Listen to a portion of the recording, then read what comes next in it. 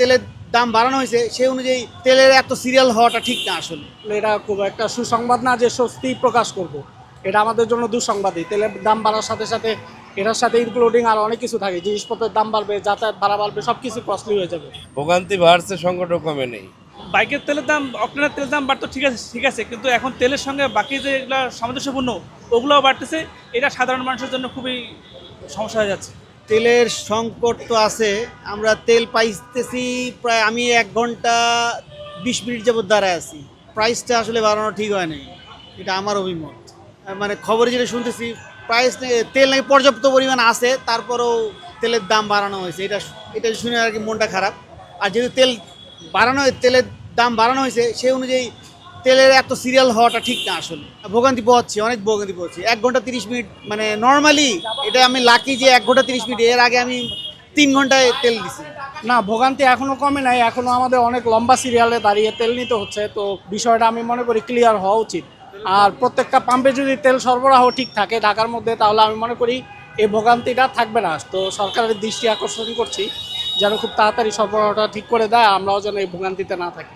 স্বস্তি প্রকাশ করার মতো কিছু নাই আসলে। এটা খুব একটা সুসংবাদ না যে স্বস্তি প্রকাশ করব। এটা আমাদের জন্য দুঃসংবাদই। তেলের দাম বাড়ার সাথে সাথে এটার সাথে ইনক্লুডিং আর অনেক কিছু থাকে, জিনিসপত্রের দাম বাড়বে, যাতায়াত ভাড়া বাড়বে, সব কিছু কস্টলি হয়ে যাবে। সংকটকালীন সময় যেহেতু সরকার দাম বাড়িয়েছে, কিছু করার নেই আসলে।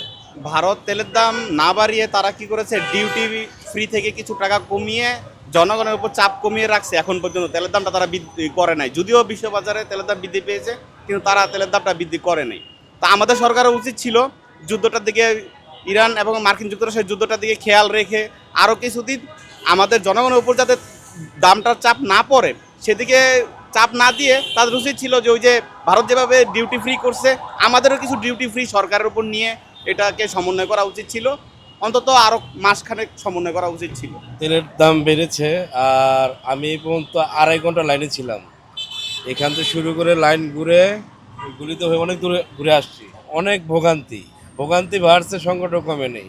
গভর্নমেন্ট যত যাই বলুক, ঠিক আছে, আসলে কাজের ক্ষেত্রে কোনো কিছুই করেনি ওনারা। তেলের সংকট কমেনি। আর এখানে 1 ঘন্টা থেকে 1 ঘন্টা 25 মিনিটের মতো আমরা দাঁড়িয়ে মানে এখানে আছি আমরা।